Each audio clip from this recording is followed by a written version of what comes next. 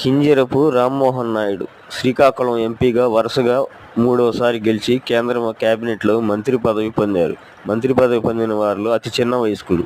26 సంవత్సరాలకి ఎంపీ, 36 సంవత్సరాలకి కేంద్ర మంత్రి పదవి.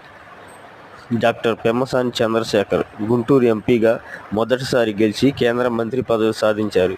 ఆస్తుల అఫిడవిట్లో 5,700 కోట్లు చూపి ఇండియాలోని రిచెస్ట్ ఎంపీగా రికార్డు సృష్టించారు. ఈ ఇద్దరు ఎంపీలు మన తెలుగు ముద్దు బిడ్డలు.